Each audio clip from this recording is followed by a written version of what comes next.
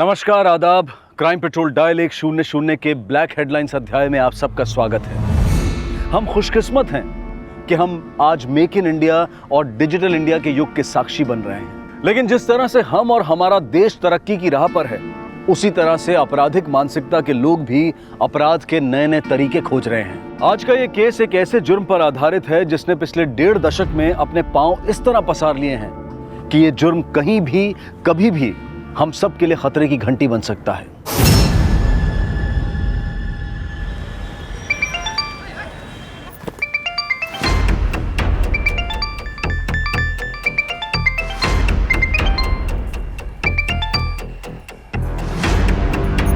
Hello,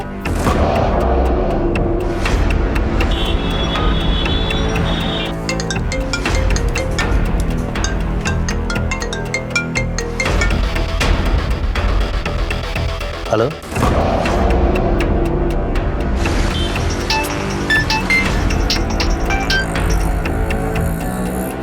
hello,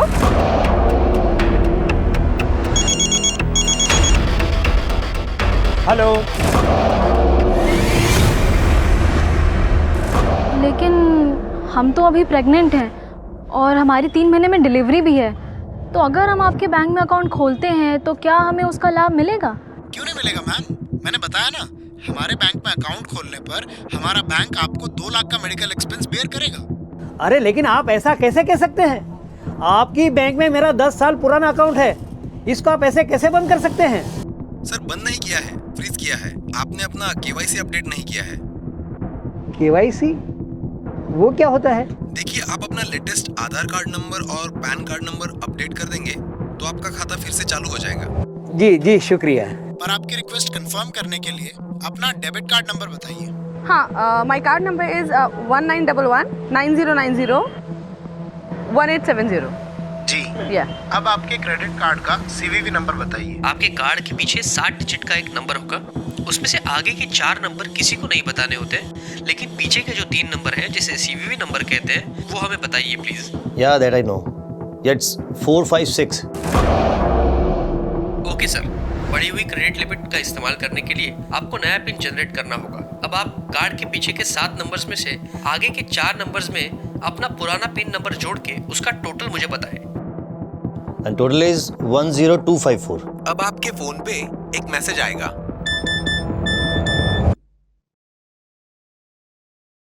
हाँ, लिख लीजिए 6798। अब मेरा खाता चालू हो जाएगा ना? Hello hello hello hello. अरे ये क्या मैसेज है? 46,000 कट गया।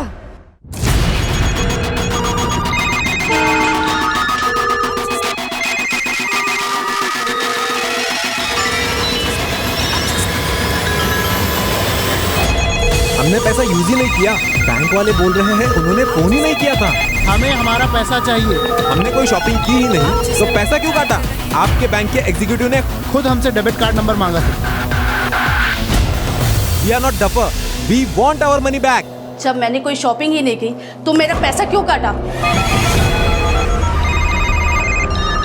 इस तरह के फ्रॉड कॉल्स आए दिन हम सबको आते हैं और सिर्फ अशिक्षित वर्ग ही नहीं बल्कि पढ़े लिखे और जागरूक लोग भी इन फ्रॉड कॉलर्स के झांसे में आ जाते हैं। लेकिन क्या आपने कभी ये जानने की कोशिश की है कि ये कॉल्स कहां से आते हैं, कौन करता है और आपकी खून पसीने की कमाई ऑनलाइन फ्रॉड्स के जरिए किन लोगों द्वारा इस्तेमाल की जाती है? आज का ये केस आपको इन फ्रॉड कॉलर्स की उस चक्रव्यूही दुनिया में लेकर जाएगा जिनकी चालाक और लुभावनी आवाजें तो आपने सुनी होंगी, लेकिन इनके ज्यादातर चेहरे कभी भी वांटेड क्रिमिनल्स के चेहरे नहीं बन पाते। और यही वजह है कि आए दिन ये लोग आपके नंबर पर बेखौफ आपके बैंक अकाउंट, क्रेडिट और डेबिट कार्ड डिटेल्स मांगते हैं और अगर आपने जरा सी भी असावधानी बरती तो आपका बैंक अकाउंट साफ। पिछले 2 सालों में ये लोग हमारा और हमारे अपनों का लगभग 200 करोड़ रुपया कहां ठिकाने लगा चुके हैं, इसे लेकर 22 राज्यों की पुलिस भी असमंजस में है।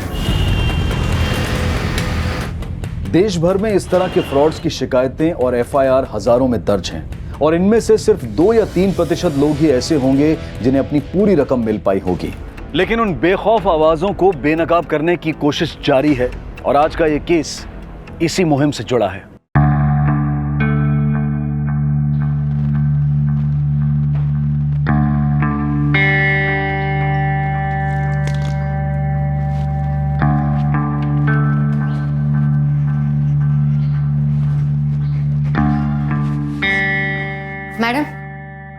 सब काम हो गया है। अब हम जाए?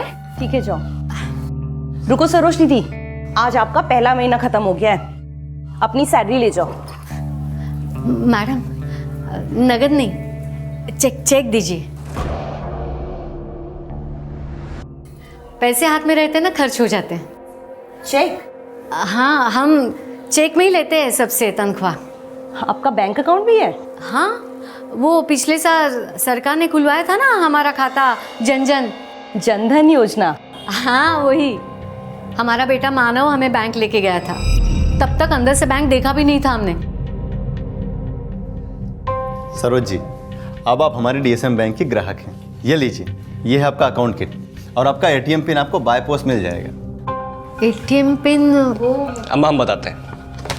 ये होता है एटीएम कार्ड। इसको एटीएम मशीन में डालते हैं तो मशीन हमसे 4 अंक का पिन मांगती है। उस पिन को जब हम डालेंगे तभी हमको पैसा मिलेगा, और वो एटीएम पिन किसी को बताते नहीं है। और जहाँ तक जो डाकिया पिन लेकर आता है ना, उस चिट्ठी को फाड़ देते हैं पिन को याद करके। सर हम सही बोले ना? बिल्कुल सही सरोज जी, एकदम ठीक समझा रहा आपका बेटा। तभी तो पढ़ा रहे हैं इसे, ताकि हमें सिखा सके।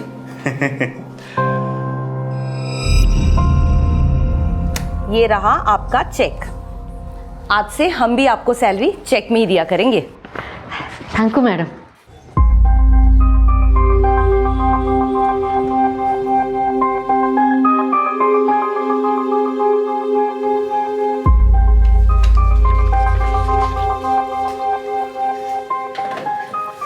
देख बेटा, सब सही लिखे है ना? कैसे हैं सरोज जी? बस ठीक। हाँ, सब सही। मैनेजर मैडम है ना? है ना? जाके मिल लीजिए।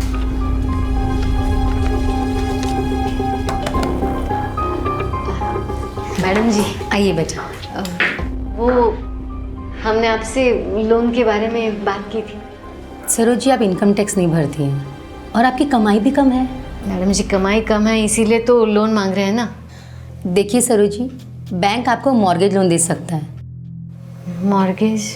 जैसे आपके पास कोई प्रॉपर्टी हो, आपका कोई घर या फिर कोई गहना जिसे आप गिरवी रख सकें, उसके बदले में आपको लोन मिल सकता है। हाँ, घर है ना हमारे नाम, तो उसे आप गिरवी रख के लोन ले सकते हैं हमसे। हम कल ही घर के कागजात लेके आते हैं। हेलो, हाँ बोल विभा, तबीयत पानी ठीक? हाँ हाँ अम्मा, बिल्कुल ठीक है।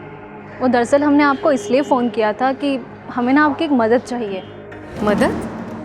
लास्ट मंथ की स्टेटमेंट में भी यही प्रॉब्लम थी। मैंने कंप्लेंट भी किया था, उसको रिजॉल्व तो किया नहीं, आपने एक और स्टेटमेंट भेज दी। We are very sorry sir, मैं आपकी कंप्लेंट फिर से ले लेती हूँ। पिछली कंप्लेंट अभी तक पेंडिंग है। एक और कंप्लेंट करने से क्या फायदा होगा? कैसे काम करते हैं आप लोग? कोई फॉलोअप नहीं करते हैं क्या? सॉरी सर, बट अगर आप हमारी सर्विस से खुश नहीं हैं, तो you can write us on bank grievance and complaint page.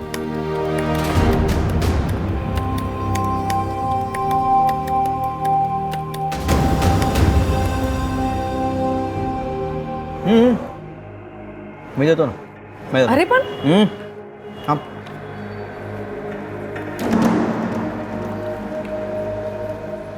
दिखाऊं नवीन? हाँ हार्दिक, तुमने फिर से अपना क्रेडिट कार्ड दिया। मैं अपना डेबिट कार्ड दे रही थी ना।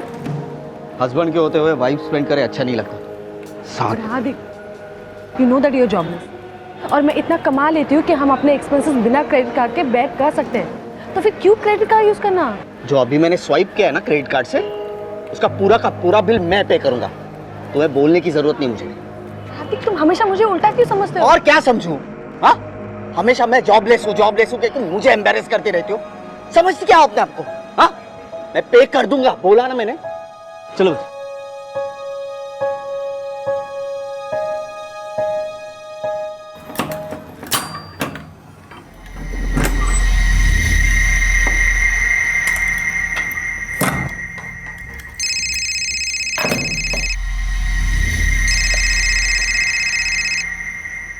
हेलो,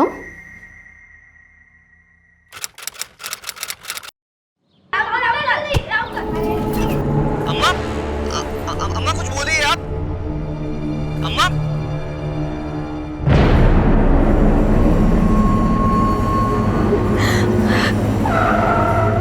पीछे हटिए, हटिए पीछे। सर, इस औरत का नाम सरोज त्रिवेदी है। सर, ये इसी बिल्डिंग में 4th फ्लोर में रहती है, लेकिन सर इसका घर अंदर से बंद है। इसकी फैमिली में कोई? सर, पड़ोसी ने बताया कि इसकी एक बेटी है विवाह, जो सिलीगुड़ी वेस्ट बंगाल में रहती है, और एक बेटा है जो दिल्ली में पढ़ाई करता है। सर, ये दूसरों के घरों में साफ सफाई का काम करती थी। ये देखिए सर, कमरा अंदर से ही लॉक है। एक काम करो, तोड़ दो। सर, पूरे घर की तलाशी लो। हाँ, शायद यहीं से कोई क्लू मिले। सर,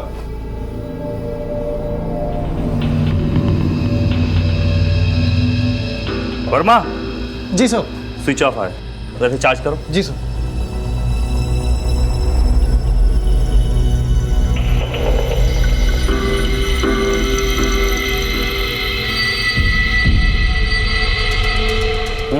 घर में ऐसा कोई भी क्लू नहीं मिला जिससे पता चले कि सरोज की हत्या हुई है, और ये कमरा भी अंदर से बंद था।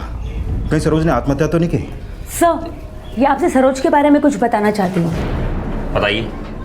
साहब, 4-5 घंटे पहले सरोज दीदी बैंक से लौटी थी। विशंबर भैया, कोई जुगाड़ किए हैं, कुछ ही दिनों में आपका सारा कर्जा चुका देंगे। हाँ, चलो रखते हैं।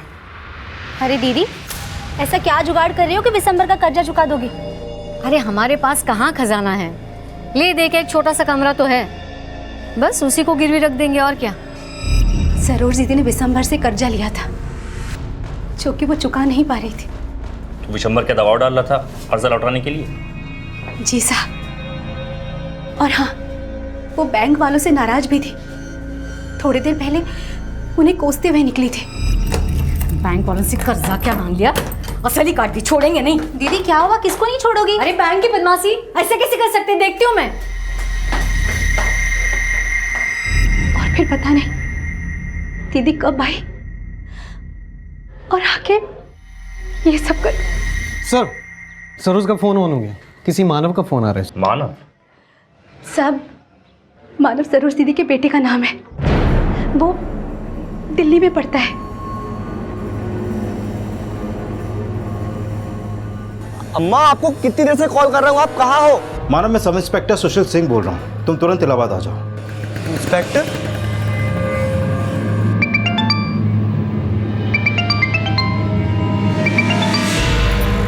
हेलो,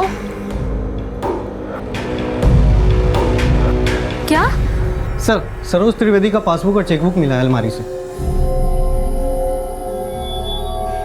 सर, मैंने सरोज के बेटे और बेटी दोनों को इन्फॉर्म कर दिया, वो कल सुबह तक इलाहाबाद पहुंच पाएंगे। सरोज की पड़ोस वाली औरत ने बताया कि सरोज का बैंक वालों से कुछ प्रॉब्लम चल रहा है, तो अभी तो बैंक बंद हो गया होगा, सुबह उनसे मिलते हैं। सर, फिलहाल सरोज से कॉल रिकॉर्ड निकलवाओ और उस विशंबर का भी पता करो, सरोज ने जिनसे कर्जा लिया था।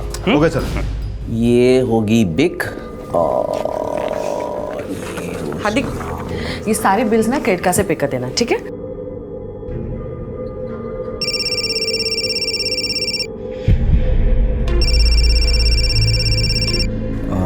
हेलो, मैं अदिति सुमन, INC bank credit card department से बोल रही हूँ। क्या मेरी बात हार्दिक चिटनी जी से हो रही है? हाँ जी, बोलिए। सर, ये रिमाइंडर कॉल है। आपके क्रेडिट कार्ड की ड्यू डेट 25 सितंबर थी और आपका आउटस्टैंडिंग है 34,456। मैं जा सकती हूँ कि आपने पेमेंट क्यों नहीं की? अच्छा, 27th। एक्चुअली मैं डेट भूल गया था, वरना मैं पेमेंट कर दूंगा। सर, अगर आप पूरी पेमेंट नहीं करवा पा रहे हैं तो आप मिनिमम ड्यू अमाउंट ही पे कर सकते हैं, और समय से पहले पेमेंट करें, इससे आपका सिविल स्कोर अच्छा रहेगा। देखिए, मुझे बार बार बताने की जरूरत नहीं, मुझे सब मालूम है। कर दूंगा पेमेंट, रख दीजिए फोन।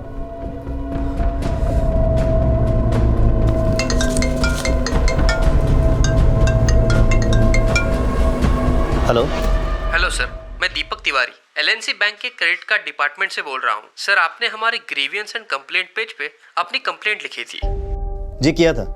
देखिए, पहले तो आप लोगों ने कॉल कर करके मुझे क्रेडिट कार्ड बनवाने के लिए कन्विंस किया, अब उल्टे सीधे चार्जेस लगा के इतना बड़ा स्टेटमेंट बना दिया। Sir, sorry for all this. Previous statements को लेकर जितने भी अमाउंट का आपका कंसर्न है, I mean 3 लाख का, हम उस अमाउंट का आपको वेवर दे रहे हैं, मतलब माफ कर रहे हैं। जो पैसा मैंने यूज ही नहीं किया उसको वेवर का नाम देके एहसान मत झाड़िए।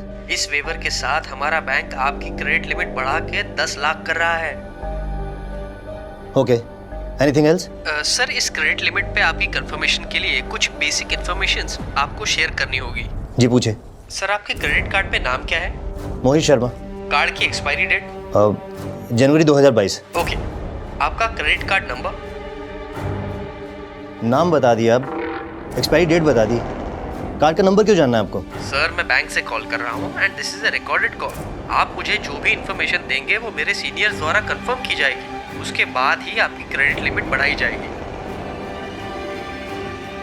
Okay, wait a second.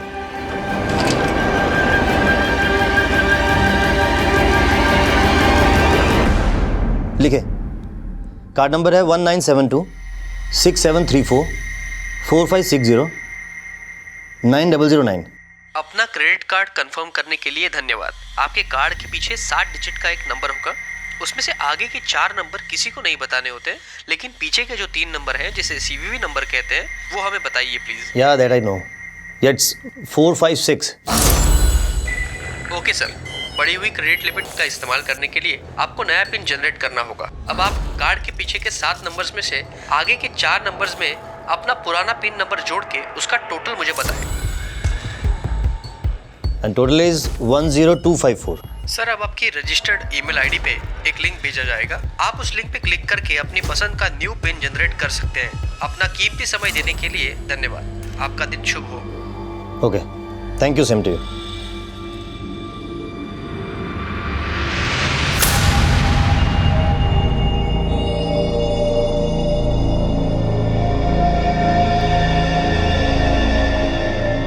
हाँ बोलो कुमार। सर मेरी बिशंबर दास से बात हुई, जिससे सरोज ने कर्जा लिया था।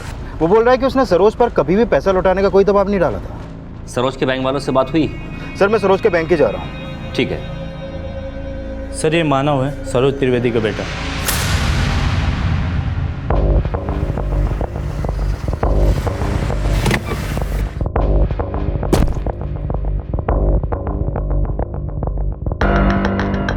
हमने चेक किया था, तुम्हारी माँ के नंबर से लास्ट कॉल तुमको की गई थी।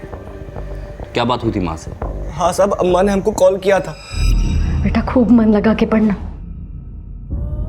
दीदी से मिलते रहना, पेट सी है ना वो। अम्मा हाँ ठीक है, लेकिन आप ये अचानक क्यों बोल रही हैं? अम्मा क्या हुआ है आप बताइए। कुछ नहीं, पता नहीं कल हम रहे ना रहे। अम्मा अम्मा आप रो क्यों रही? मुझे बताइए क्या बात है, मुझे बताइए आप। तुम लोगों के लिए कुछ नहीं कर पाए हम। क्या गलत हो गया अम्मा, मुझे बताइए आप। अम्मा आप रो क्यों रही हैं? अम्मा अम्मा कुछ बोलिए आप। ध्यान रखना खुद का। अम्मा आप रो क्यों रही हैं? अम्मा अम्मा कुछ बोलिए आप। पता नहीं फिर क्या हुआ, अम्मा कुछ नहीं बोली। अम्मा को हमने बहुत बार कॉल किया, फिर अम्मा ने कॉल भी नहीं उठाया। दरअसल सर, सरोज जी प्रॉपर्टी के अगेंस्ट लोन लेना चाहती थी हमारे बैंक से। आज वो अपने घर के पेपर्स भी लाने वाले थे, लेकिन मुझे लगता है कल उन्हें जो फ्रॉड कॉल आया था उसे वो बर्दाश्त नहीं कर पाए। किस फ्रॉड की बात कर रही हैं आप?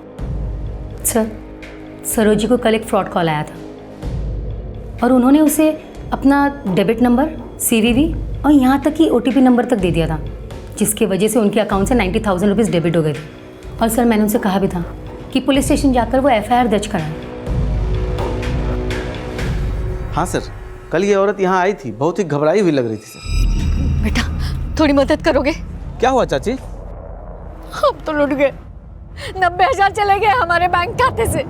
90,000 कट गए? कैसे? वो एक आदमी का फोन आया था बैंक से, उसने कहा हमारे बेटी का सिलीगुड़ी में बैंक का खाता खोलना है, इसके लिए हमें वो क्या कहते हैं उसे, गारंटर। हाँ वो बनना है। फिर उसने हमसे वो एटीएम कार्ड का नंबर पूछा और फिर एक मैसेज आया। चाची आपके साथ ऑनलाइन फ्रॉड हुआ है, अब आपको साइबर सेल में जाकर एफआईआर लिखवाना होगा। बेटा हमारे तो समझ में नहीं आता ये सब।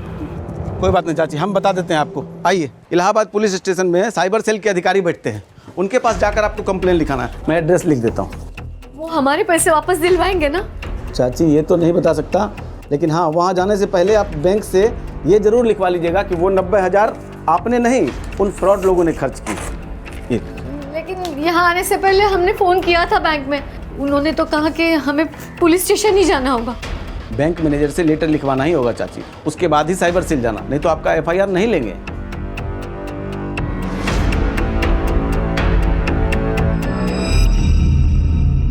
सर मैंने उसे बैंक जाकर लेटर लिखवाने के बाद साइबर सेल वालों के पास जाने के लिए बोला भी था।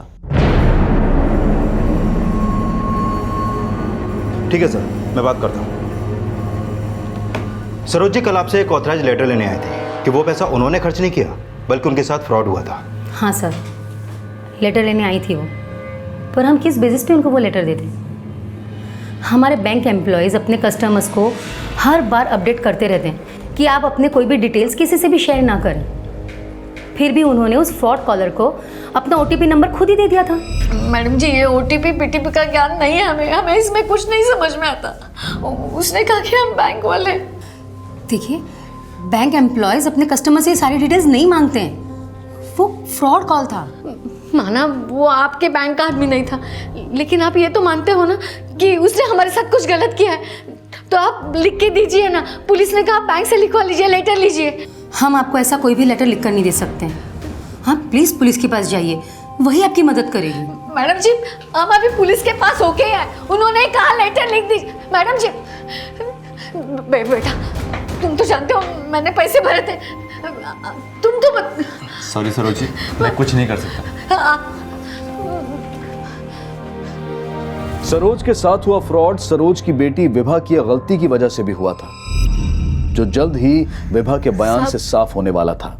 माँ के साथ जो भी कुछ हुआ वो हमारी वजह से ही हुआ है, और उसी आदमी ने फ्रॉड किया है माँ के साथ, जिसने हमें उस दिन फ़ोन किया था। लेकिन हम तो अभी प्रेग्नेंट हैं और हमारी 3 महीने में डिलीवरी भी है, तो अगर हम आपके बैंक में अकाउंट खोलते हैं तो क्या हमें उसका लाभ मिलेगा? क्यों नहीं मिलेगा मैडम, मैंने बताया ना, हमारे बैंक में अकाउंट खोलने पर हमारा बैंक आपको 2 लाख का मेडिकल एक्सपेंस बेयर करेगा।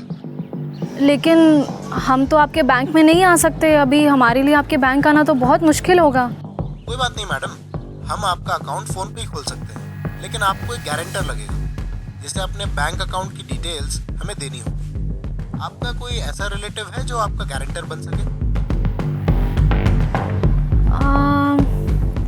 हमारे पति तो आर्मी में है, वो तो आपसे बात नहीं कर सकते हैं। हाँ, लेकिन हमारी अम्मा वो इलाहाबाद में रहती हैं और वो आप लोगों से बात भी कर सकती हैं और उनका अकाउंट भी है बैंक में। कोई बात नहीं मैडम, आप हमें उनका नंबर दे दीजिए और उन्हें बता दीजिए, हम उन्हें फ़ोन करेंगे। सर, हमने उसे माँ का नंबर दे दिया था और हमने माँ को फ़ोन करके ये बताया था कि वो उन्हें फ़ोन करेगा। हाँ अम्मा, बिल्कुल ठीक है। वो दरअसल हमने आपको इसलिए फ़ोन किया था कि हमें ना आपकी एक मदद चाहिए। मदद? कैसा मदद? अम्मा, अभी ना आपको एक फ़ोन आएगा, वो बैंक का आदमी है, हमारा बैंक अकाउंट खोल रहा है, आपको हमारे बैंक अकाउंट का गारंटर बनाना चाहता है। आपसे जो भी वो डिटेल्स मांगेगा बस आप उन्हें दे दीजिएगा। किस नंबर से कॉल आया था आपको? सर, ये नंबर था, और सर हमें माँ ने बताया था कि उन्हें उस आदमी का फ़ोन आया था।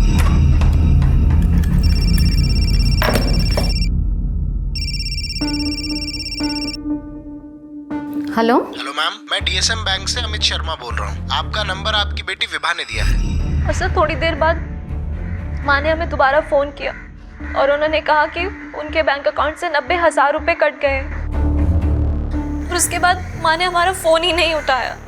हमें लगा कि माँ हमसे बहुत गुस्सा हो गई, हमसे नाराज़ हैं। सर, हमने कभी नहीं सोचा था कि माँ कुछ ऐसा कदम उठाएंगी।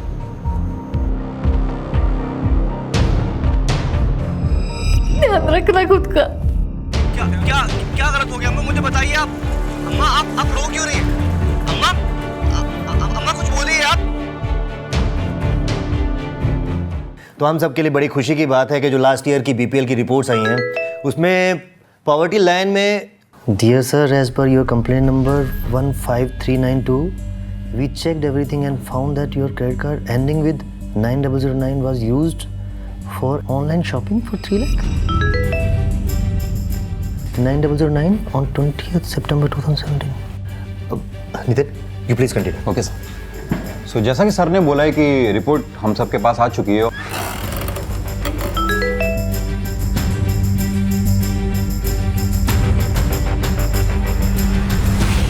87,000 मेरा कार्ड। अपने क्रेडिट कार्ड में हुई फ्रॉड ट्रांजैक्शन के लिए मोहित शर्मा दिल्ली पुलिस के साइबर सेल यूनिट से मिले। ये हो क्या रहा है? इन फ्रॉड्स ने मुझ जैसे ऑफिसर को चूना लगा दिया, तो आम जनता का क्या होगा?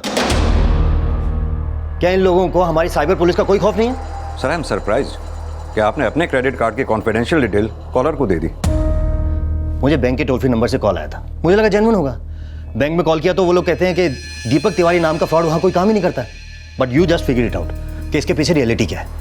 Sir I saw your credit card transaction 29 सितंबर को 60,000 और 87,000 यही फ्रॉड ट्रांजैक्शन हुई थी ना आपके अकाउंट से? यस, प्लीज चेक एवरीथिंग कि मेरा कार्ड किसने यूज़ किया और मुझे बैंक के टोल फ्री नंबर से किसने कॉल किया था। And send him behind the bars. Sir will start our investigation. Thank you sir. Saroj Trivedi के अकाउंट से जो 90,000 रुपए की ट्रांजैक्शन हुई थी, वो ट्रांजैक्शन 24 सितंबर की दोपहर 1:30 बजे हुई थी। लेकिन सर उस ट्रांजैक्शन से पहले सरोज त्रिवेदी को इस नंबर से 2 बार कॉल आए थे। हेलो। और इसी नंबर से विवाह को भी कॉल आया था। लेकिन अभी ये नंबर लगातार बंद आ रहा है सर। किसका नंबर है ये? सर ये नंबर गोरखपुर के किसी गिरधारी लाल पुरोहित के नाम पे रजिस्टर है। सर ये वही फ्रॉड कॉलर हो सकता है जिसने सरोज से उसके डेबिट कार्ड के डिटेल्स और ओटीपी मांगा था।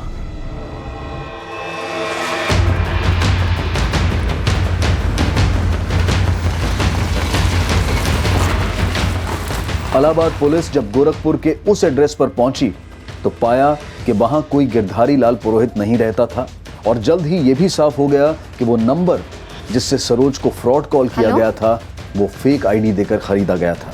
और इलाहाबाद साइबर पुलिस द्वारा यह पता लगा लिया गया था कि सरोज के 90,000 कहां इस्तेमाल किए गए थे। सर सरोज के डेबिट कार्ड के जरिए एक ऑनलाइन शॉपिंग पोर्टल से एक एलईडी टीवी और एक रेफ्रिजरेटर खरीदा गया था। सर खरीदने वाले ने डिलीवरी एड्रेस लखनऊ का दिया था। ये किसी आशीष पांडे के एड्रेस है जिसका पता 35C Anand Nagar circuit road Lucknow है। सर ये डिलीवरी डेट 28 सितंबर है। यानी कि सरोज के पैसों से खरीदा गया टीवी और फ्रिज लखनऊ के इस आशीष को डिलीवर होगा। लेकिन सर अब इस डिलीवरी को रोका नहीं जा सकता क्योंकि कंपनी ने FX कुरियर के जरिए ऑलरेडी ऑर्डर डिस्पैच कर दिया है। डिलीवरी कैंसिल भी नहीं करना है क्योंकि कल टीवी और फ्रिज लेने आशीष को उसके घर से हम रंगे हाथों गिरफ्तार करेंगे। इनके फ्रॉड ने एक औरत को सुसाइड करने पर मजबूर कर दिया।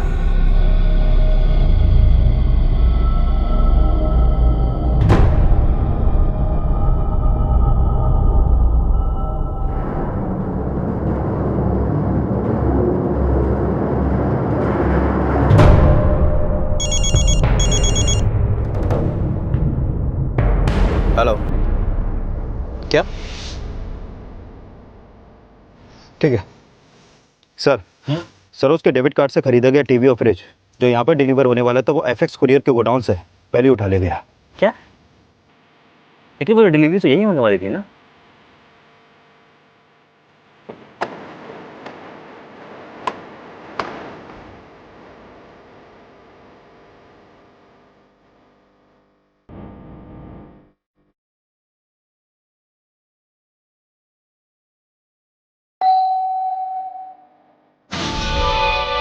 आशीष पांडे जी, चल।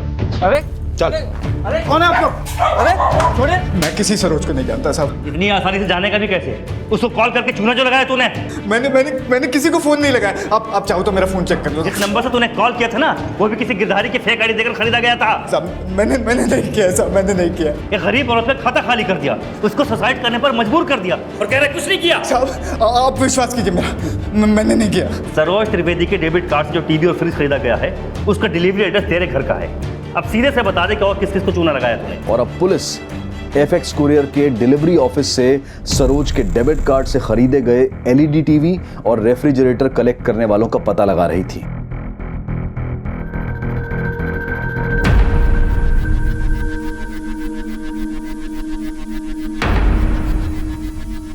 नहीं साहब आप मेरा यकीन कीजिए, मैं नहीं जानता ये कौन है। इन दो अनजान चेहरों की पहचान पता करने के लिए अब इलाहाबाद पुलिस आशीष पांडे का बैकग्राउंड खंगाल रही थी। उसके कॉल रिकॉर्ड्स और एक्टिविटीज पता लगाई जा रही थी। और अब पुणे की वर्तिका चिटनिस एक फ्रॉड कॉलर के झांसे में आने वाली थी। Auto auto auto auto.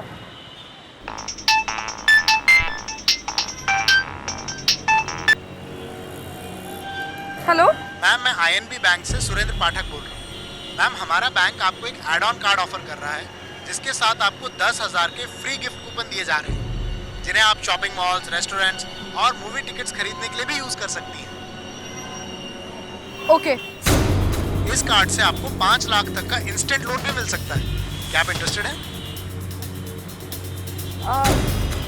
Yes I am interested. तो इस एड ऑन कार्ड के लिए आपको अपने क्रेडिट कार्ड की कुछ डिटेल शेयर करनी होगी ताकि मैं आपको एड ऑन कार्ड प्रोसेस कर सकूं। Just a minute.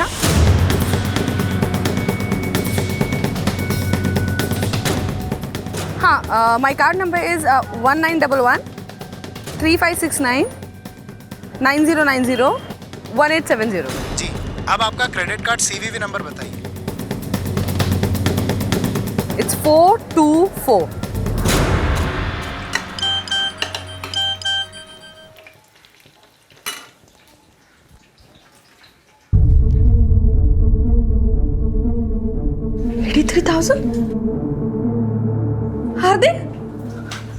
हार्दिक, क्या मेरे क्रेडिट कार्ड से 83,000 रुपीज का ट्रांजैक्शन हुआ है। क्या? अरे क्या क्या क्या कार्ड कुठे माझं? हरवलंस का तू? वेट लागलाय का तुला?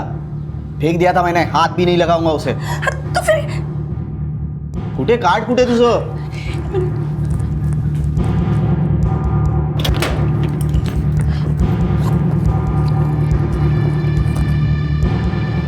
कार्ड तो इधर ही है, फिर ट्रांजैक्शन कैसे हुई? सुनो, तुमने कुछ 5 लाख के लोन के लिए एप्लीकेशन किया है बैंक से? क्या? हाँ, यहाँ पे लोन अप्रूवल का मैसेज आया है।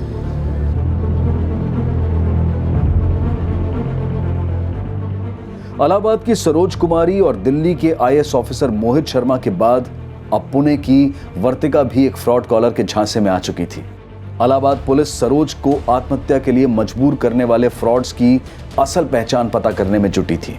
वहीं दिल्ली पुलिस भी मोहित के साथ हुए ऑनलाइन फ्रॉड के केस क्रैक करने की लीड तलाश रही थी और जल्द ही वर्तिका के साथ हुए फ्रॉड का केस पुणे पुलिस के पास आया। आप इतनी पढ़ी लिखी हैं, फिर भी आप इस स्कॉलर के झांसे में आ गई। सर, उसने मुझे कहा था कि बैंक मुझे एक एड ऑन कार्ड इशू करेगा, इसलिए मैंने तुम इतनी बड़ी गलती कर ही कैसे सकती हो? विचारायचं तरी एकदा। सर, वो 6 लाख का फ्रॉड हुआ है, कुछ कीजिए सर। सर, उसने मुझे कहा था कि उस एड ऑन कार्ड पे मुझे 5 लाख का इंस्टेंट लोन मिल जाएगा, लेकिन सर मुझे वो कार्ड मिला ही नहीं और वो 5 लाख का लोन भी इशू हो गया और किसी ने वो यूज भी कर लिया। और सर, मेरे कार्ड से 83,000 रुपीज का ट्रांजैक्शन भी हुआ है। सब पता नहीं है किसने किया। सर प्लीज आप हमारी हेल्प कीजिए। और सब बैंक वाले हमें कह रहे हैं कि हमें ये सारे पैसे उन्हें देने पड़ेंगे जो हमने यूज ही नहीं किए। सर प्लीज कुछ कीजिए, please help us. Don't worry, we will look into the matter. Sir, मैंने आशीष को अच्छे से खंगाला, लेकिन उसके बैकग्राउंड में इन दोनों की पहचान का कोई भी लीड नहीं मिल पा रहा। और आशीष अभी तक अपने बयान पर कायम है कि उसका सरोज त्रिवेदी के साथ हुए ऑनलाइन फ्रॉड से कुछ भी लेना देना नहीं। हो सकता है वो फ्रॉड कॉलर इन्हीं दोनों में से कोई एक हो। तुम अच्छे से पता करो और ये भी पता करो कि इनका कहीं कोई क्रिमिनल बैकग्राउंड तो नहीं है। सर, मैं साइबर पुलिस से मिलता हूँ, वो पता लगा रहे हैं कि किस आईपी एड्रेस के थ्रू सरोज के कार्ड से शॉपिंग हुई थी।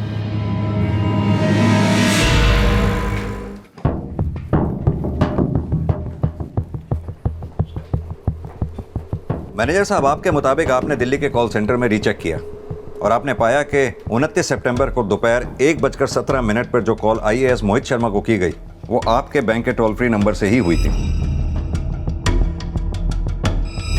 लेकिन वहीं आप लोगों का यह भी कहना है कि वो कॉल आपके बैंक के कॉल सेंटर के किसी एम्प्लॉय ने नहीं की। Yes sir, and I doubt वो कॉल किसी इंटरनेट सर्वर के थ्रू कनेक्टेड था। वो कॉल किस इंटरनेट सर्वर से कनेक्टेड थी, किससे नहीं, ये हम पता लगा लेंगे। आप बस हमें अपने दिल्ली के कॉल सेंटर के जितने भी एम्प्लॉयज़ हैं उनकी डिटेल दीजिए। हमें लगता है कि उनमें से ही किसी ने कॉल की होगी। Okay sir. सर, मैं आईपी एड्रेस पता लगाने की कोशिश कर रहा हूँ जिससे सरोज के डेबिट कार्ड के जरिए ऑनलाइन शॉपिंग की गई थी, लेकिन अभी तक वो आईपी एड्रेस ट्रेस नहीं हो पाया है। अच्छा, जिस सिम का यूज करके सरोज को कॉल किया गया था, हेलो, उस सिम के जरिए हम के कॉलर के फोन का IMEI नंबर ट्रेस कर सकते हैं। हो सकता है इससे फ्रॉड कॉलर तक पहुंचने में आसानी हो। सर, हम कोशिश दोनों तरीके से ही कर रहे हैं। आई होप हमें जल्दी अच्छे रिजल्ट मिलेंगे।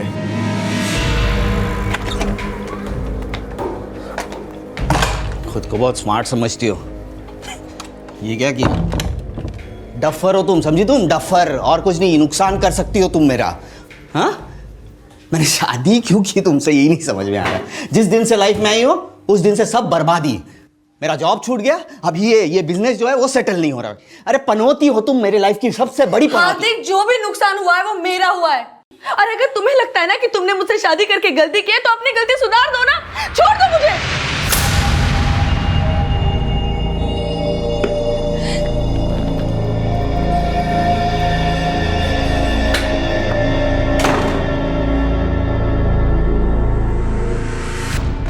मानव, तुम मुझसे नाराज है क्या? पता था ना आपको कि अम्मा को ये बैंक के बारे में कोई जानकारी नहीं है, फिर भी आपने उनको, अगर अम्मा ने आत्महत्या की है वो आपकी वजह से की है। आप ये सब कुछ बोलती ना, ये सब कुछ होता। मैं मानती हूँ मुझसे बहुत बड़ी गलती हो गई, लेकिन अभी मैं क्या करूं? कहां से लाऊं अपनी अम्मा को? सर वी चेक्ड, उन लोगों ने मालवेयर सॉफ्टवेयर यूज करके मल्टीपल आईपी एड्रेसेस जंप किए, फिर बैंक के सर्वर से कनेक्ट किया और फिर उसी बैंक के टोल फ्री नंबर से 29 सितंबर को 1:17 पे आपको कॉल किया गया। अच्छा, इसी के चलते मेरे फोन पर बैंक के टोल फ्री नंबर से कॉल आ रहा था? जी, लेकिन वो कॉल बैंक का कोई एम्प्लॉय नहीं, वो हैकर कर रहा था, जिसने बैंक के उस टोल फ्री नंबर को हैक कर लिया था। लेकिन पैसे, मेरे पैसे कहाँ गए? आइए सर समझाता हूं मैं। आपके अकाउंट से जो पैसे निकाले गए वो एक ऑनलाइन पोर्टल पे शॉपिंग करने के लिए निकाले गए। यहाँ शॉपिंग के लिए ऑर्डर दिया गया, उस ऑर्डर को कैंसिल करके पैसे यहाँ ना ट्रांसफर करके यहाँ एक ई वॉलेट में पैसे ट्रांसफर किए गए। किसका ई वॉलेट? सर यही पता करने की कोशिश कर रहे हैं।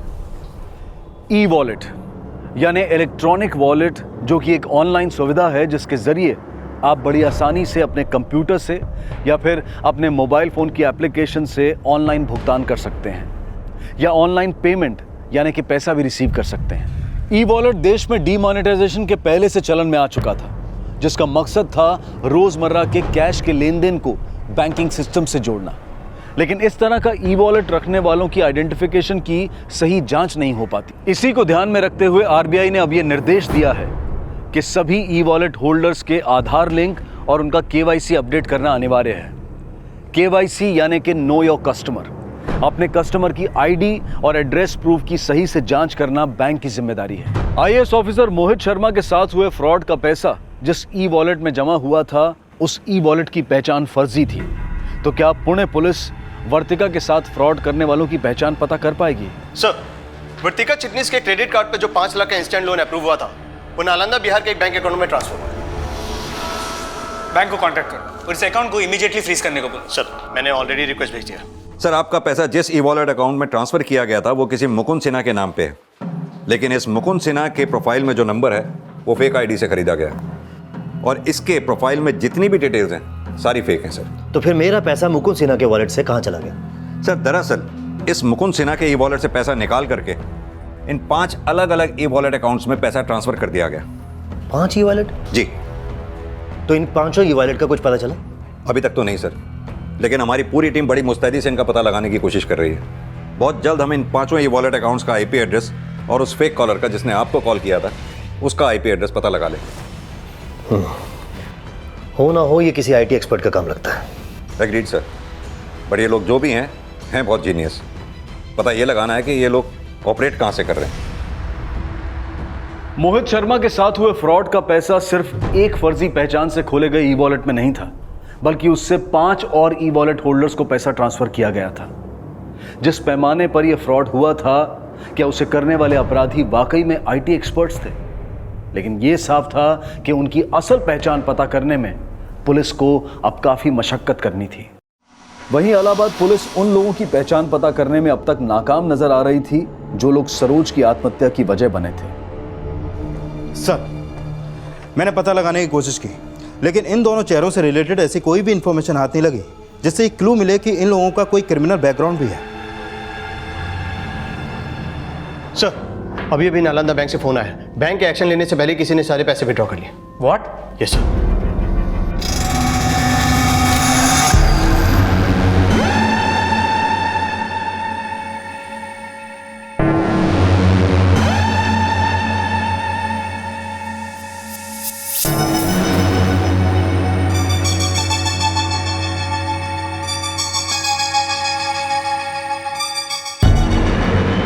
इस इस जानकारी के बाद पुणे पुलिस टीम तुरंत नालंदा के लिए रवाना हो गई। वहीं दिल्ली पुलिस के लिए एक बार फिर से उन 5 ई वॉलेट होल्डर्स की जानकारी हैरान कर देने वाली थी, जिनको आईटी एक्सपर्ट्स के फ्रॉड्स का नेक्सस समझा जा रहा था। सर ये देखिए, ये है e wallet accounts. Shimla, Patna, Kanpur, Sultanpur, Saharanpur, सब मल्टीपल सिटीज के अकाउंट्स हैं।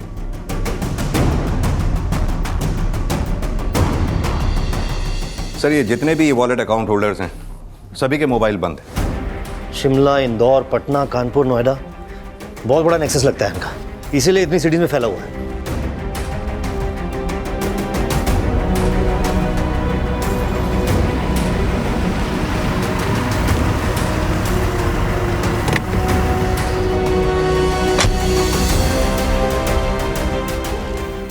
सर ये अकाउंट अनीस अंसारी के नाम पे रजिस्टर था। अनीस के अकाउंट में पैसा आ रहा था और वो हमेशा मिनिमम बैलेंस छोड़ के विड्रॉ कर लेता था, लेकिन इस बार उसने विड्रॉ करने के तुरंत बाद बैंक अकाउंट बंद कर दिया। ये उसके डॉक्यूमेंट से आप देख सकते हैं। आप जिस नंबर को डायल कर रहे हैं वो इस समय स्विच्ड ऑफ है। फ़ोन तो स्विच ऑफ है और जिस पैमाने पे फ्रॉड हुआ है मुझे लगता नहीं कि अनीस इस एड्रेस पे मिलेगा। अनीस के अकाउंट का गारंटर कौन था? मुझे उस गारंटर की डिटेल्स दीजिए। जी सर, मैं देता हूँ। सर उन ई वॉलेट रखने वालों के फ़ोन नंबर्स फेक आईडी से खरीदे गए थे और उन्होंने फेक एड्रेस दिए थे। और वो ई वॉलेट अकाउंट्स अभी भी एक्टिव हैं। न जाने अब तक कितने कंज्यूमर्स का पैसा वो कंज्यूम कर चुके होंगे। लेकिन सर एक ई वॉलेट का पैसा नोएडा के सेक्टर 17 में ट्रस्ट बैंक में एक अभिजीत नाम के अकाउंट में ट्रांसफर हुआ था, जो अभी तक विड्रॉ नहीं हुआ है। आप कहते तो उसका अकाउंट में फ्रीज करा दूं सर? नहीं, अगर इसका अकाउंट फ्रीज करवाया तो वो अलर्ट हो जाएगा। इस बैंक के ब्रांच मैनेजर से मेरी बात करवाओ। Okay sir.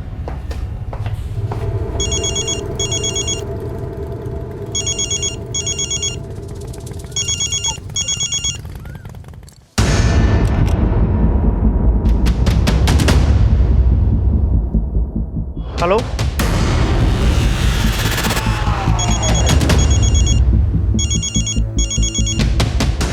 सर मेरी अभी अभी अभिजीत से बात हुई है। He said he will come tomorrow, लेकिन टाइम नहीं बता पाया सर। Thank you.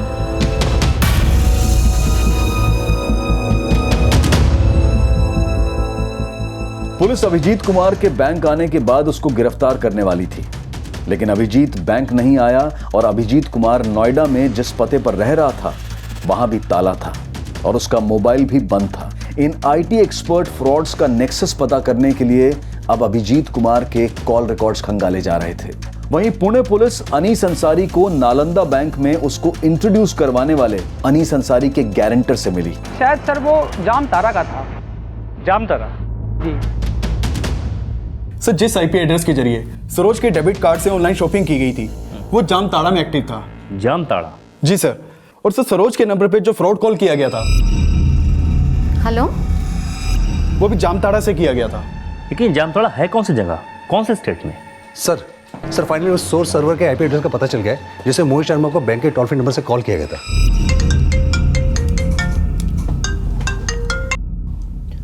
हेलो, वो आईपी एड्रेस जामताड़ा में एक्टिव था। जामताड़ा? ये जामताड़ा है कहाँ पे? आखिर कहां था ये जामताड़ा, जो पुलिस के लिए भी एक अनसुनी जगह थी?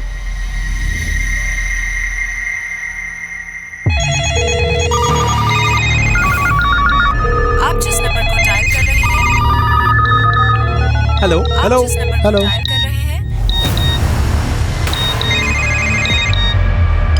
गुड मॉर्निंग सर मैं एबीएस बैंक से बोल रहा हूँ। 35283456 सर, क्रेडिट कार्ड के पीछे से CV number 1 2 3। Okay sir. Sir आपके लिए बहुत ही बढ़िया ऑफर आया है सर, आप इंटरेस्टेड हैं? आपका सर आप नंबर बता सकते हैं क्या? 973528345682। हेलो हेलो हेलो, मैं HUBC बैंक की चंडीगढ़ ब्रांच से बोल रहा हूँ। जी मैं SDI बैंक के मुंबई कॉल सेंटर से बात कर रहा हूँ। आपका डेबिट कार्ड नंबर बोलिए। आपके क्रेडिट कार्ड का CVV नंबर बताइए। मैम मैं DSM बैंक से अमित शर्मा बोल रहा हूँ। क्या पुलिस इन ऑनलाइन फ्रॉड करने वाले अपराधियों तक पहुंच पाएगी? हेलो, हाँ मैं आपके कॉल ट्रांसफ़र करती हूँ। हाँ सर, अभिजीत कुमार आपसे बात करना चाहते हैं। ठीक है, लाइन ट्रांसफ़र कर दो। बोलो अभिजीत जी। सर आई नो कि आपने मुझे KYC अपडेट करने के लिए बैंक बुलाया था, लेकिन सर सो सॉरी, मुझे अर्जेंटली आउट ऑफ टाउन जाना पड़ गया। नहीं कोई बात नहीं अभिजीत जी, क्या आप इस वक्त बैंक आ सकते हो क्या? सर एक्चुअली मुझे नोएडा वापस आने में भी 3 दिन और लगेंगे, लेकिन मुझे अर्जेंटली किसी को पेमेंट करना है और मैं ऑनलाइन ट्रांजैक्शन नहीं कर पा रहा हूँ। क्या आपने मेरा बैंक अकाउंट फ्रीज कर दिया है? नहीं, आपका तो अकाउंट फ्रीज नहीं हुआ है, लेकिन हो सकता है किसी टेक्निकल रीज़न की वजह से आप ऑनलाइन ट्रांजैक्शन नहीं कर पा रहे होंगे।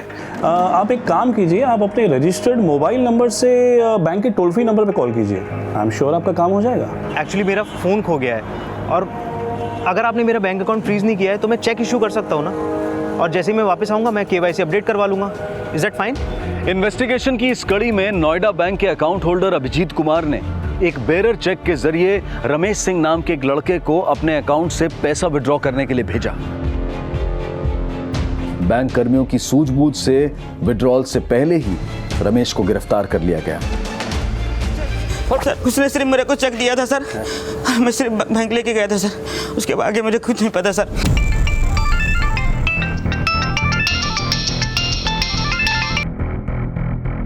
हाँ शर्मा बोलो। सर, जिस रमेश नाम के लड़के को अभिजीत ने अपना बेरर चेक देकर अपने बैंक में भेजा था, उससे हमने अभिजीत की इन्फॉर्मेशन उगलवा ली है। अभिजीत रांची में है सर। वेरी गुड, उसका एड्रेस भेजो मुझे। रमेश से मिली सूचना के आधार पर पुलिस ने जल्द ही अभिजीत कुमार को भी गिरफ्तार कर लिया। बता। सर बिलीव मी सर, मुझे नहीं पता था जो पैसा मेरे अकाउंट में आया था वो फ्रॉड का पैसा था। सच सच बोल, नहीं तो और पिटेगा। सर मैं सच बोल रहा हूँ सर, आप मेरा विश्वास करो। सर मैं भागा भी सिर्फ इसलिए था क्योंकि कुछ महीनों से मुझे इस बात का एहसास हो गया था कि मुझसे कुछ बहुत बड़ी भूल हो गई है। सर कुछ महीनों पहले मैंने न्यूज़पेपर में एक ऐड देखा था, उसमें लिखा था कि बिना इन्वेस्टमेंट के पैसे कमाओ। एक नीचे नंबर दिया था। सर जब मैंने उस नंबर पर कॉल मिलाया तो एक आदमी ने मुझे मिलने के लिए बुलाया।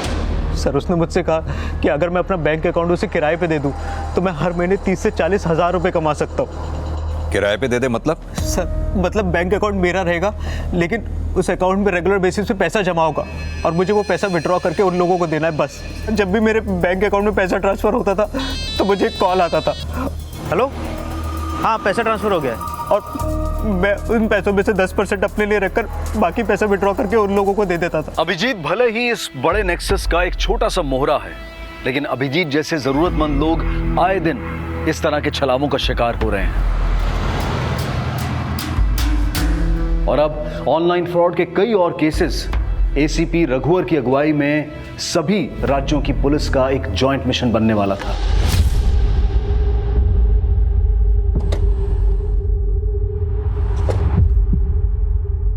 सर नमित शर्मा, थाना प्रभारी जामतारा। सर पुणे से भी है अशोक प्रधान। सर इलाहाबाद से police sub inspector Sushil Singh. आप दोनों के एरियाज के भी केसेस स्टडी किए हैं मैंने।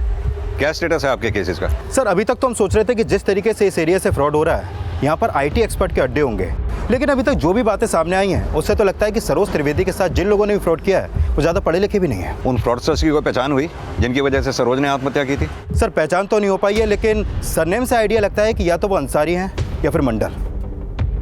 अंसारी और मंडल। मिस्टर प्रधान, पूना में वर्तिका चिटनेस नाम की एक लड़की के साथ फ्रॉड हुआ था। उस केस में भी वर्तिका के अकाउंट से पैसा निकालकर जिस अकाउंट में पैसा डिपॉजिट किया गया था उस अकाउंट होल्डर का नाम भी अनीस अंसारी था ना? जी सर, लेकिन यहाँ पे कोई भी अनीस अंसारी के बारे में कुछ भी बताने के लिए तैयार नहीं है। तो उनके बारे में पता लगाने के लिए कोई और तरीके अपनाने होंगे। आइए सर। शर्मा जी एक बात बताइए, आपके जामतारा में कुल कितने मोबाइल टावर्स होंगे? सर यहाँ हर मोबाइल कंपनी अपना टावर लगा के बैठा है सर। 2G 3G 4G सब नेटवर्क दुरुस्त चलता है सर। यानी कि फ्रॉडर्स को बढ़ावा देने के लिए मोबाइल कंपनीज भी उनका साथ दे रही हैं। आइए सर, दरअसल जिस भी क्षेत्र में 800 से ज़्यादा कॉल होता है वहाँ पे मोबाइल कंपनी वाला अपना टावर लगा ही देता है। और यहाँ जामतारा में सर हर रोज का 3500 से ज़्यादा कॉल होता है सर। ये देखिए सर। लेकिन यहाँ ज़्यादातर नंबर्स फेक ID पे अलॉट किए गए हैं। शर्मा जी एक काम कीजिए, ऐसे जितने भी नंबर जिन पे आपको शक है कि वो फेक ID पे अलॉट हुए हैं, कल तक मुझे उन सबकी डिटेल दीजिए। जी सर मिल जाएगा, लेकिन सर अब ये कॉल रिकॉर्ड से कुछ पता चले तो पता चले, बाकी गांव वाला तो कुछ बताने को तैयार नहीं है।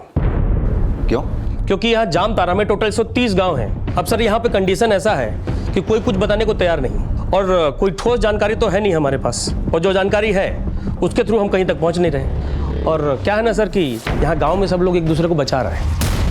हैरानी की बात यह है कि इस नेक्सस को खड़ा करने में ज्यादातर उन लोगों का हाथ है जो ज्यादा पढ़े लिखे नहीं हैं।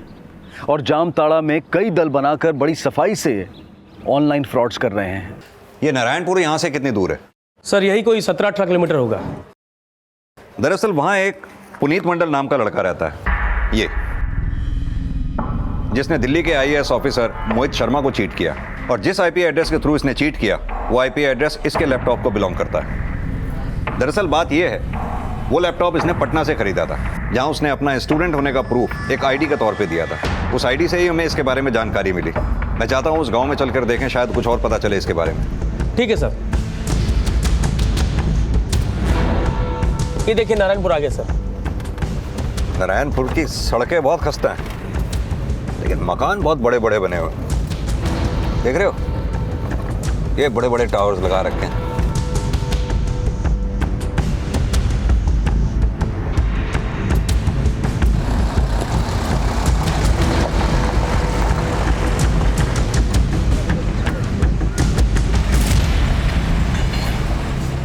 ठहरिए सर, ये हेलमेट पहन लीजिए सर, पता नहीं कौन सा पत्थर कहाँ से आगे लग जाए।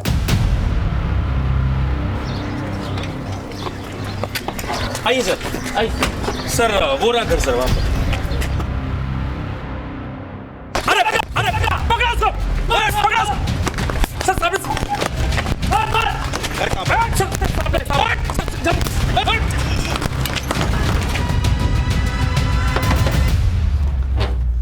अरे साहब लोग आप, अरे अंदर आइए, अंदर आइए। ये बच्चा लोग भी ना बहुत शरारती है, पत्थर फेंकता रहता है। वर्दी का भी तो ध्यान रखना चाहिए कि नहीं? आप लोग बैठिए साहब, जब तक वो लोग शांत नहीं होता है मैं चाय वाय का इंतजाम करता हूँ। पुनीत मंडल तुम्हारा बेटा है?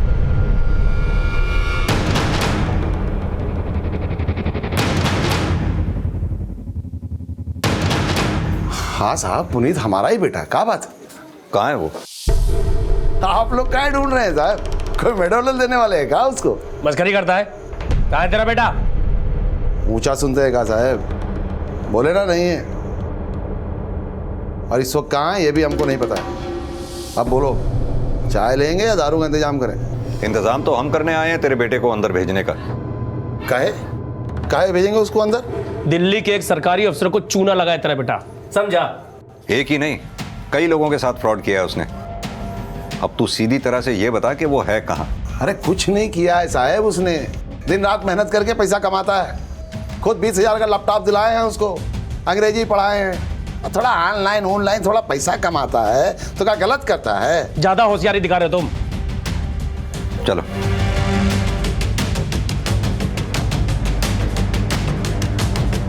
ये पुनीत का बाप काफी शातिर लगता है। सर वो लड़के लोग जंगल भाग गए।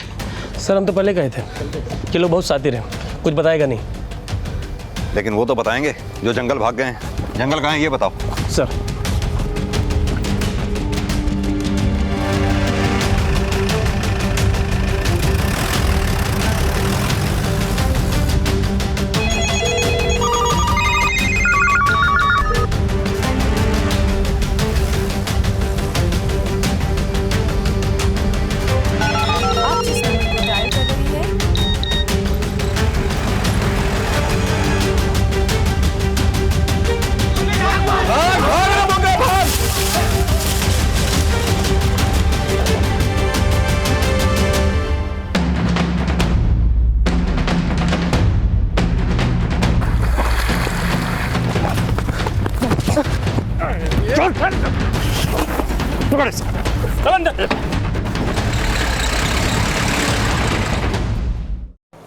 पुनीत मंडल, अनीस अंसारी और ये दोनों लड़के कहाँ हैं ये लोग?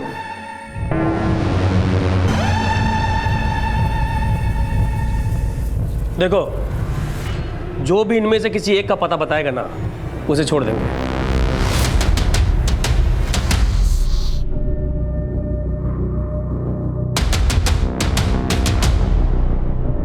तू जानता है ना कहाँ है ये? हमको नहीं मालूम। साफ से बात करते हैं। शर्मा, पुनीत मंडल के साथ था ना तू? कहाँ है पुनीत मंडल? बता। जैसे हम भागे थे वैसे वो भी भागे थे, हमें नहीं पता है कहाँ है मंडल भैया। मंडल भैया? भाई है वो तेरा? भाई क्या, भाई से बढ़कर है वो। फिर तो उसका नंबर भी होगा तेरे पास। जब तू पकड़ा गया था तो तेरे पास से हमें ये मोबाइल मिला, इसमें पुनीत का नंबर नहीं है, लेकिन चूंकि वो तेरे भैया से भी बढ़कर है तो तेरे पास उसका नंबर ज़रूर होगा। मिला उसे फ़ोन, उससे कहे कि तू पकड़ा गया था लेकिन अब भाग गया है। जहाँ पे तू है अब वहाँ उसे बुला मिलने के लिए। चल मिला।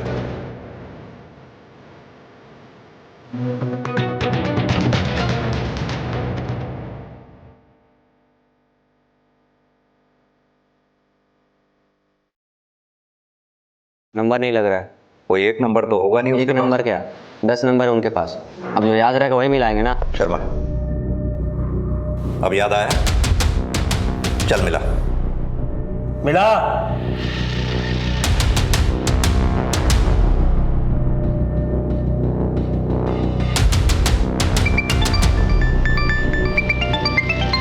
शत्रु। हाँ हेलो शत्रु, बोल कहाँ है तू?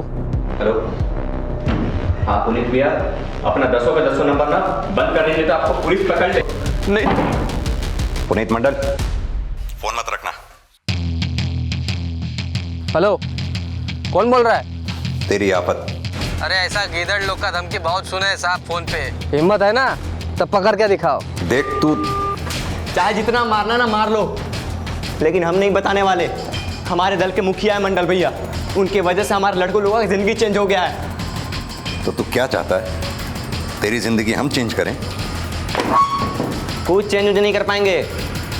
3 दिन में ना हमारा जमानत हो जाएगा। शत्रु, पुनीत और अंसारी जामताड़ा के वो एटीएम मास्टर्स हैं जिन्हें पुलिस का कोई खौफ नहीं है। और वजह यह है कि जिस तरह से ये ऑनलाइन फ्रॉड्स किए जाते हैं उनके लिए पक्के सबूत मुहैया नहीं हो पाते हैं और सर्कमस्टेंशियल एविडेंस के बेसिस पर जो अपराधी पकड़े जाते हैं उन्हें बड़ी आसानी से जमानत मिल जाती है। अपनी जेबों में लाखों भरने वाले अपराधी जेल से छूटते ही फिर से अपने काम में लग जाते हैं, क्योंकि लोगों को ठग कर जितना पैसा ये कमाते हैं उसके सामने कुछ दिनों के लिए जेल जाना भी इन्हें बहुत मामूली लगता है। शत्रु मंडल ने पुनीत मंडल से जुड़ी कोई भी ठोस जानकारी पुलिस को नहीं दी, लेकिन शत्रु के साथ पकड़े गए कुछ और लड़कों से उन अपराधियों की पहचान मिली जो इलाहाबाद की सरोज और पुणे की वर्तिका चिटनिस के अपराधी थे।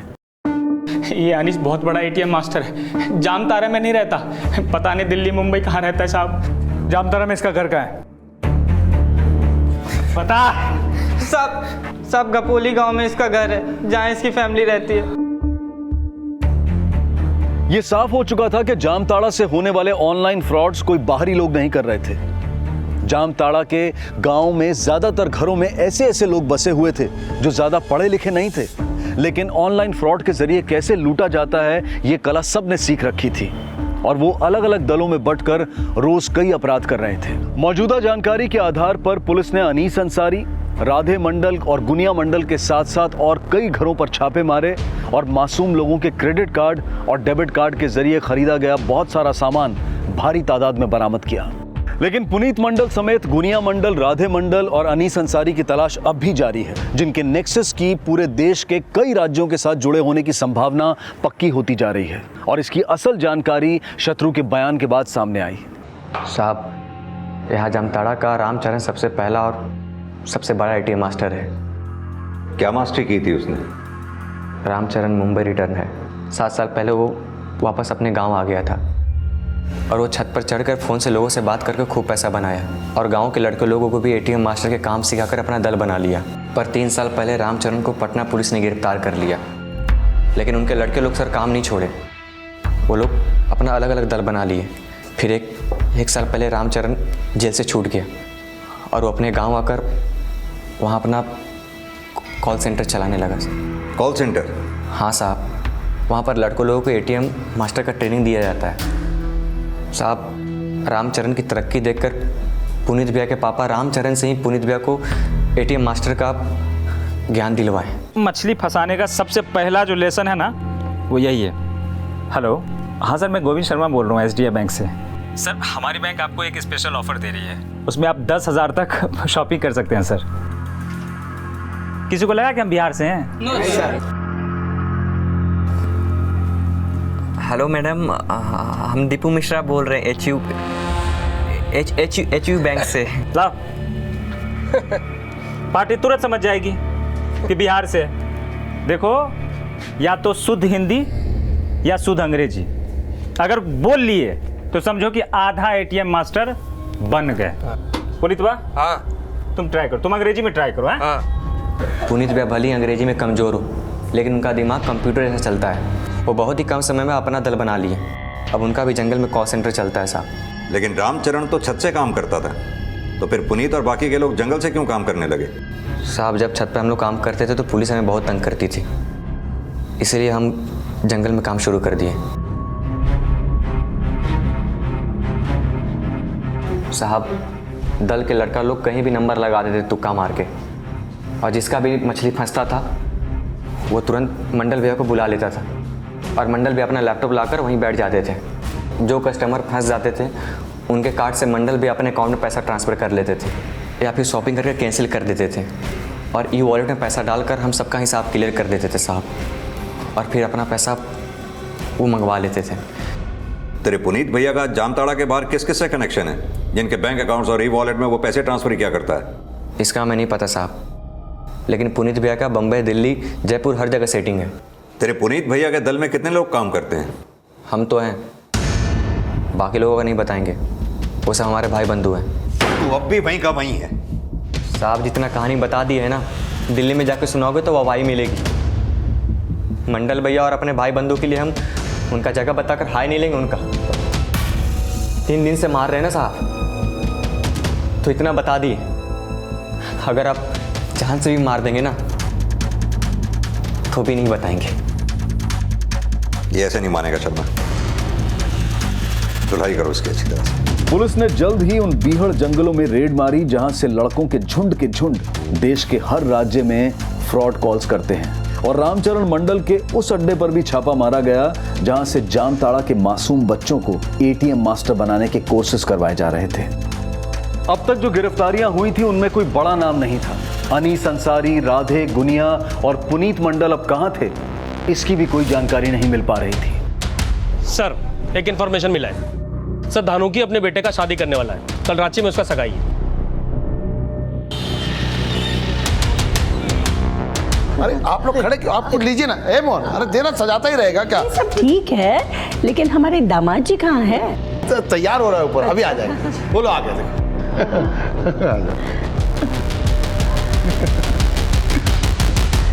सदा सुखने बेटा। अरे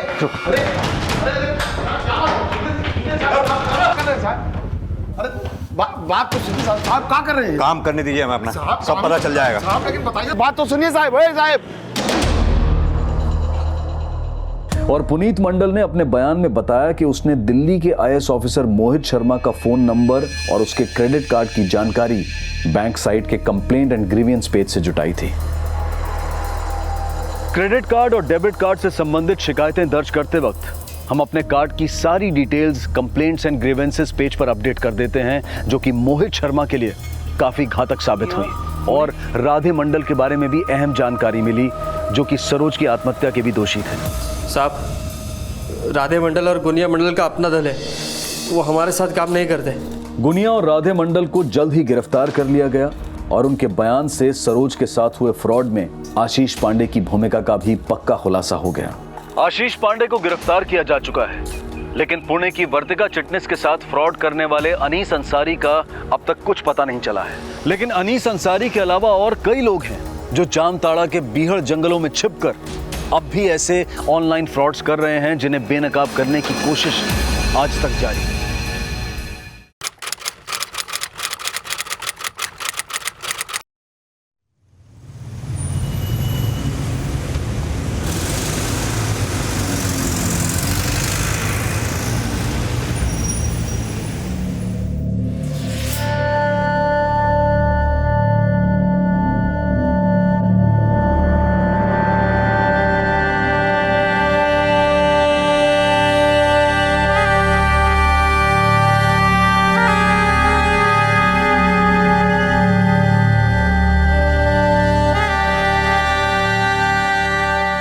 सादिक आलम, आज तुम्हारी कोर्ट में पेशी है, तैयार हो जाओ।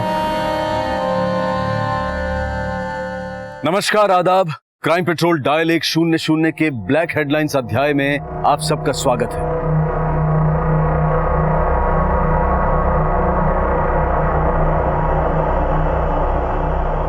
अस्सलाम वालेकुम भाईजान। वालेकुम अस्सलाम, वालेकुम अस्सलाम। कौन है? तुम नहीं जानते? नहीं। ये वही सादिक आलम है जो इलेक्शन में खड़े हुए थे। हमारा नेता कैसा हो? सादिक भाई जैसा हो। हमारा नेता कैसा हो? सादिक भाई जैसा हो। हमारा नेता कैसा हो? सादिक भाई जैसा हो। सादिक भाई आगे बढ़ो, हम तुम्हारे साथ हैं। सादिक भाई आगे बढ़ो, हम तुम्हारे साथ हैं। सादिक भाई आगे बढ़ो, हम तुम्हारे साथ हैं। सादिक भाई आगे बढ़ो, हम तुम्हारे साथ हैं।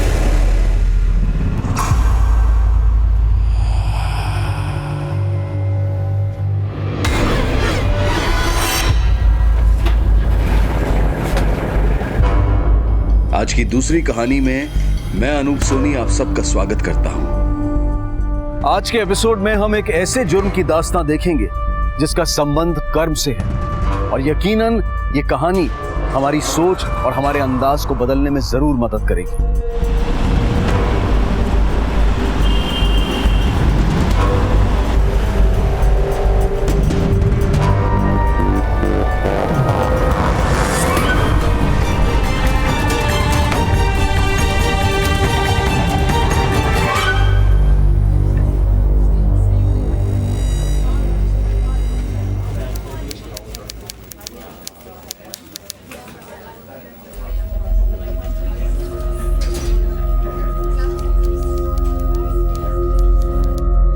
क्या सादिक?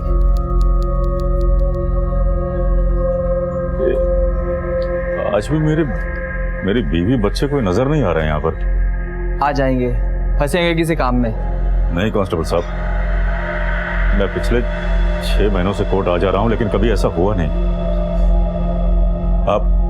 आप अपने लेवल पे कुछ पता करो ना। ठीक है, मैं करता हूँ। चलो आज पेशी तुम्हारी, चलो।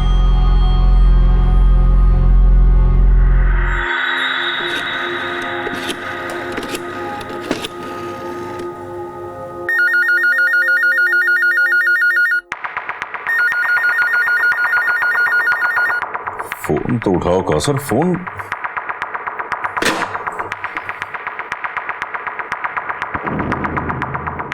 हेलो हेलो जी जी मैं सादिक बोल रहा हूँ। वो कौसर, वो कहा था ना यहाँ फोन मत करना। अब हमारा तुम्हारे साथ कोई वास्ता नहीं है। घर पे है ना, अम्मी के घर पे है तो।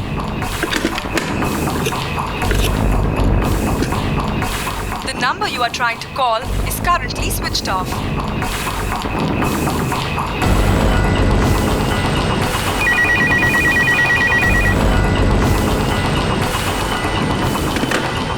कहाँ चले गए ये लोग? कोई और ऐसी जगह भी तो नहीं है, कहाँ जा सकते हैं लोग?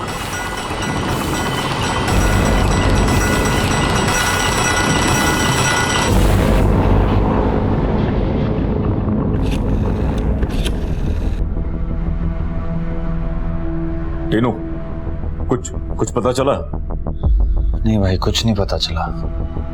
घर पे भी ताला लगा हुआ है भाई। आस पड़ोस में पूछा, किसी को कुछ नहीं मालूम भाई।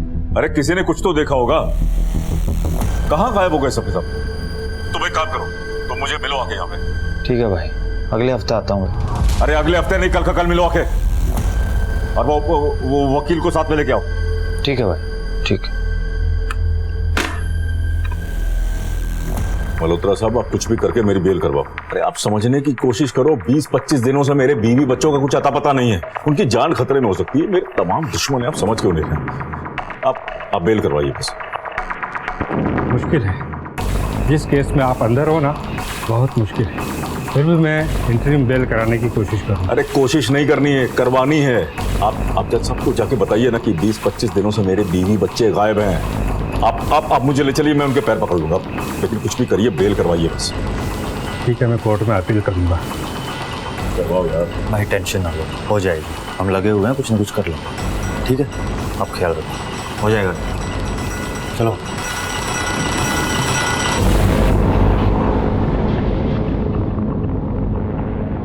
जज साहब, मेरे बीवी बच्चे पिछले 20-25 दिनों से गायब हैं। न जाने कहाँ चले गए। मेरे सिवा उनका और है भी नहीं कोई। उनको ढूंढने के लिए मुझे बाहर जाना बहुत जरूरी है। मुझ पर भरोसा रखिए, मुझे अंतरिम बेल दे दीजिए। मैं आपका बहुत बहुत शुक्रगुजार होऊंगा। प्लीज जज साहब। My lord, I appeal for the interim bail. Permission granted. आज यहाँ से बाहर जाना मेरा बहुत जरूरी था। 20-25 दिन हो गए, कुछ पता ही नहीं चल रहा है कहाँ वो लोग सब। बहुत बहुत शुक्रिया आपका, आपकी मदद मैं जिंदगी भर नहीं भूलूंगा। अरे कोई बात नहीं, ये तो मेरा फर्ज था। हाई लगी लोगों की, फूट फूट के निकल रहा है। अरे क्या कर रहे हो? अरे सादिक भाई, अरे सादिक भाई क्या कर रहे हो? हमारा सामान क्यों फेंकवा रहे हो? ये हमारा घर है, हमें नहीं बेचना है, हम यहाँ से कैसे जाएंगे? इस घर के सिवा हमारा कोई सहारा नहीं, हमसे हमारा छत मत छीनो सादिक भाई। बड़ा हो, जब शराफत से कहा था तब बड़ी चर्बी सवार थी। कहा था ना कि ये घर मुझे दे दो। अभी सामान फेंक रहा हूँ तो रो रहा है। जो दे रहा हूँ चुपचाप लेके निकल जाओ। चल चल ले जा इसके यार। विकास, अंकल का सामान बाहर फेंको। इतना गुरु ठीक नहीं है सादिक भाई, भगवान से डरो। भगवान की लाठी में आवाज नहीं होती, जब पड़ती है ना तो सब कुछ खत्म हो जाता है। बुढ़िया सुन, सादिक की लाठी जो है ना वो दिखती भी और पड़ती भी है। बुढ़ा फैल जाएगा यहाँ पे। लेके जा इसको। ऐसा मत कीजिए सादिक भाई, ऐसा मत कीजिए ना। चुपचाप खड़े रहो, आवाज नहीं आनी चाहिए।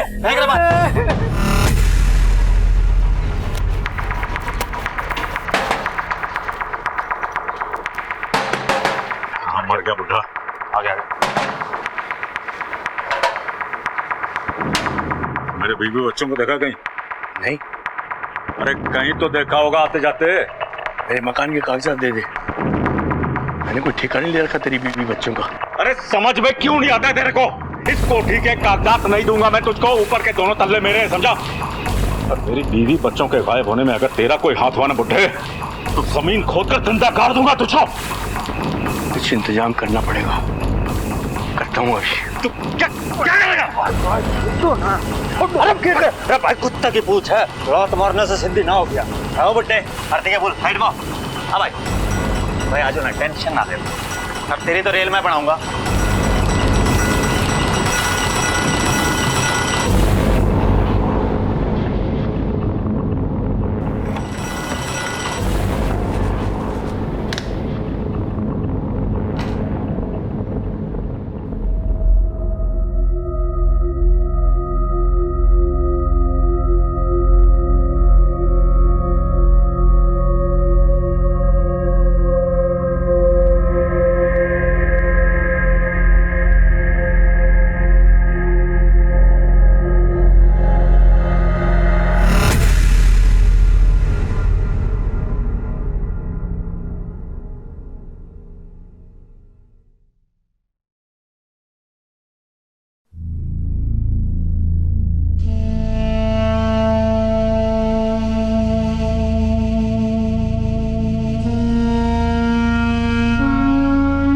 भाई समझ नहीं आ रहा, बच्चे और भाभी कहाँ गए, कुछ नहीं समझ आ रहा।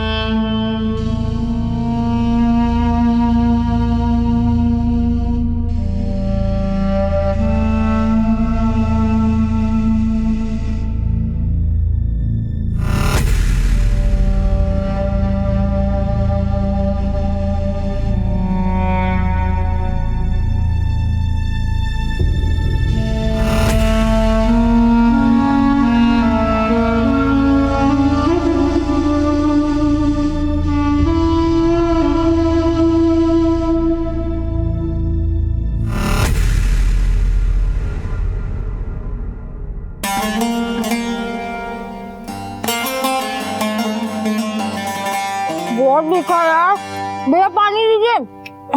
भैया ठीक है, मुझे पानी दो। अरे भैया पानी तो पिला दो, लड़की को प्यास लगी है। आओ 2-4 गोलगप्पे हमारे साथ भी खा लो। चल मैं तुझे खिलाता हूँ गोलगप्पे। चल चल। सॉरी बोल, बोल सॉरी। सॉरी। चल निकल।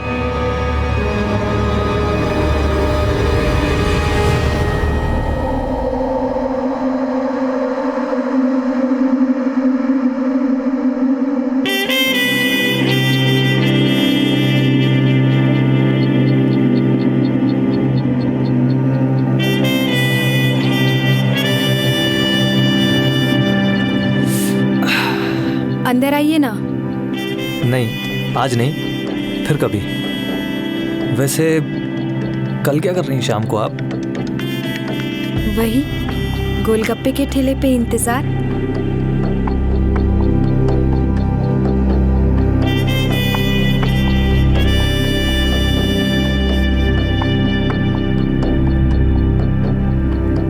ये नहीं आने वाली सादिक मियाँ। बस ये लीजिए भैया। अरे मुझे लगा कि आप नहीं आएंगी। ऐसा क्यों? अब एक मुलाकात के बाद भला कोई मतलब अनजान ही हुए हैं ना हम लोग।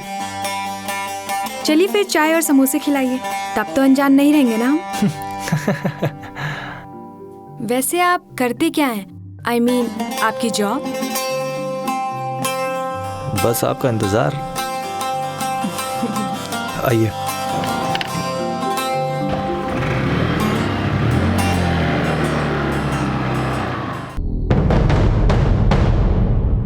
हे, इसको देखो।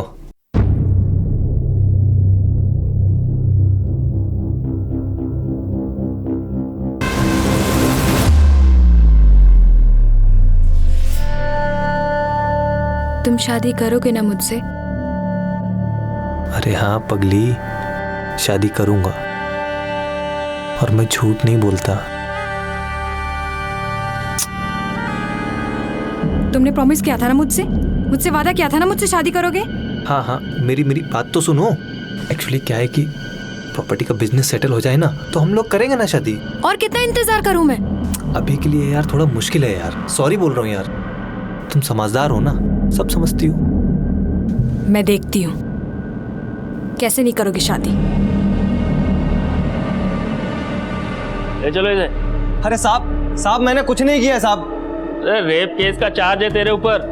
376 के केस में अंदर जाएगा ना, सीधा 7 साल के बाद आएगा बाहर। अरे साहब जो भी किसी ने कहा सब गलत का है साहब। अरे क्या कर रही है यार टीना?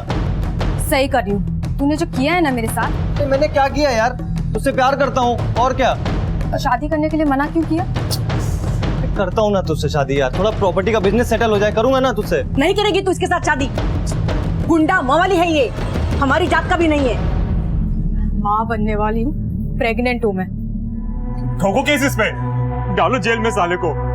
मेरी भोली भाली बेटी को बहला फुसला कर इसने उसका नाजायज फायदा उठाया है। टीना आई लव यू यार। जज साहब मैं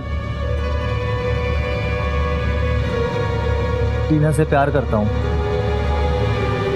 और उससे शादी करना चाहता हूँ। जो कुछ हुआ वो एक गलतफहमी थी सर। मिस टीना, ये शख्स आपसे शादी करना चाहता है, क्या आपको इससे शादी करनी मंजूर है? Yes your honour. क्या बेहुदा मजाक है। चलो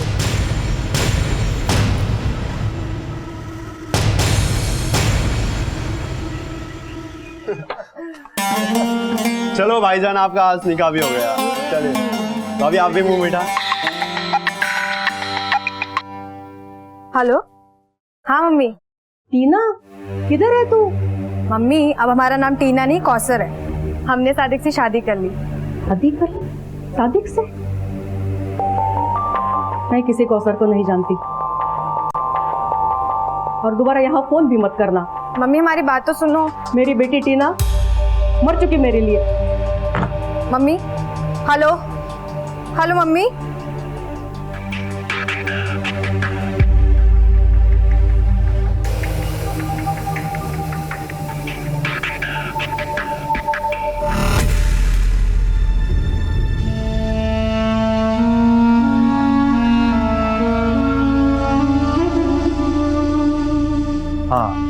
हाँ ठीक।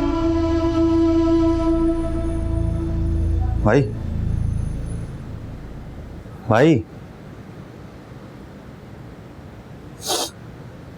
हाँ बोल। भाई टेंशन ना लो, अपना विकास गया कई जगह ढूंढने, बस आता ही होगा। लो आ गया। एक मिनट भाई अपना विकास ही होगा। दरवाजा नहीं खोलना है। रुको।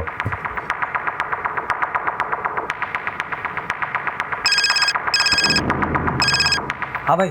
विकास कहाँ है तू? मैं गेट पे ही खड़ा हूँ भाई। ठीक है, हाँ हाँ, आ जा।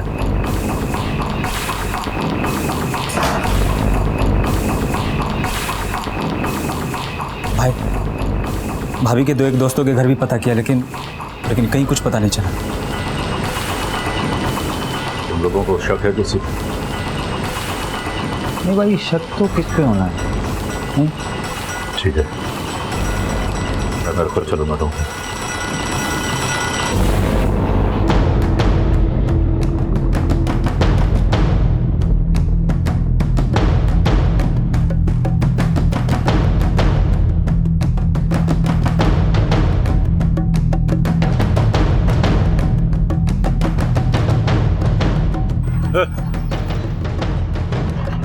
भाभी को बच्चों को कहीं देखा है? भाई हर जगह देख लिया, कहीं पता नहीं चल पाया। तो लगे कि एक ही रास्ता बचा है, पेड़ पकड़ने पड़ेंगे। किसके? सर प्लीज रहम कीजिए सर। सर हाँ ठीक है, उठो। Sir please. कौन हो तुम? जी मैं सादिक आलम। तुम रेप केस में अंदर थे ना? अरे मैंने क्या किया है? क्यों लेकर जा रहे हैं? आपको कोई गलतफहमी हो रही? मैंने आप इन्हें क्यों लेकर जा रहे हैं? एक मिनट में बात कर रहा हूँ ना। हाँ बोलो। तुम परेशान नहीं हो ना? मैं शाम तक आता हूँ। शाम तक नहीं, सालों के बाद आएगा। अभी रेप केस है तेरे ऊपर, मैडम ने किया है।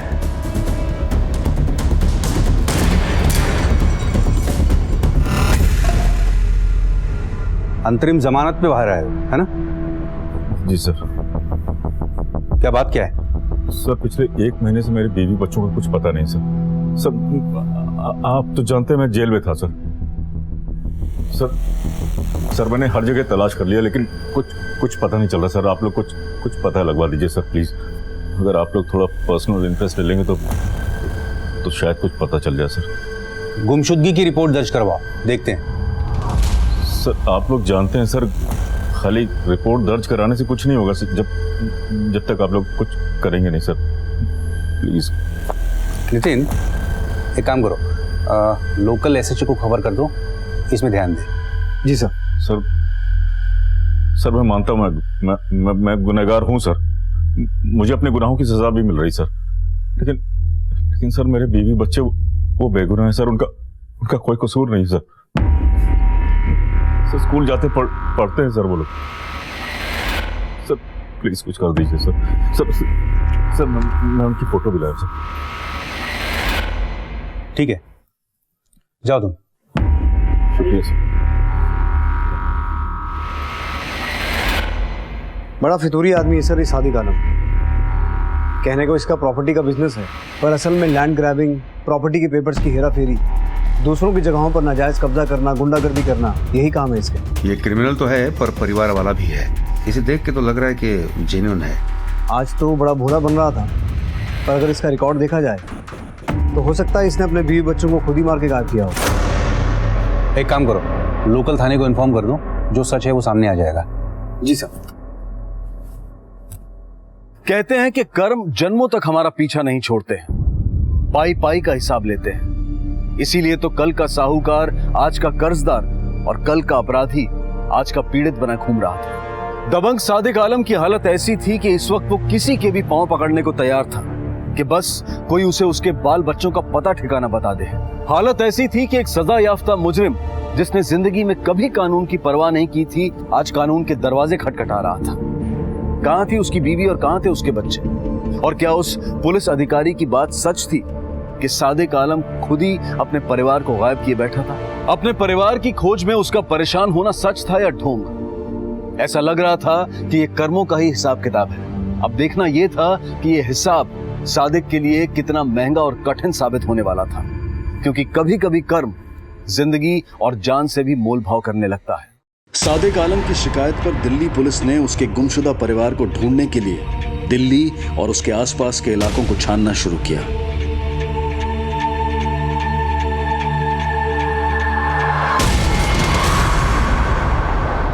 Hello Delhi police. Hello hello hello, मैं गली नंबर 32 13/2 राजौरी गार्डन से बोल रहा हूँ साहब। किसी ने प्रॉपर्टी डीलर सादिक आलम को मार दिया है साहब। हेलो, गली नंबर 32 शकूर बस्ती मकान नंबर 13/2 में एक वारदात हुई है। ओवर।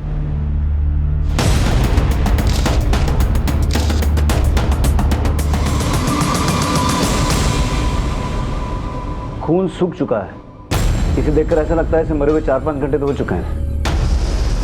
फिंगरप्रिंट सारे उठा लेना। ये मामला साहब मर्डर का ही। लेकिन सर कोई जबरन दाखिल तो नहीं हुआ है। वैसे इसकी पोजीशन देखकर ऐसा लगता है कि ये बाथरूम से नहा के निकला होगा। ये दरवाजा या तो पहले से खुला हुआ था या किसी ने चाबी से खोला। ये यहाँ खड़ा था, वहां से गोली चली और ये आदमी यहीं ढेर हो गया।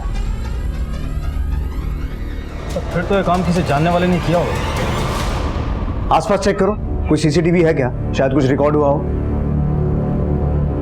वैसे ये घर इसी का है ना? हाँ सर, ये और इसके ऊपर वाली मंजिल इसी की है। बाकी नीचे का पोर्शन किसी पुराने मकान मालिक दान सिंह का है।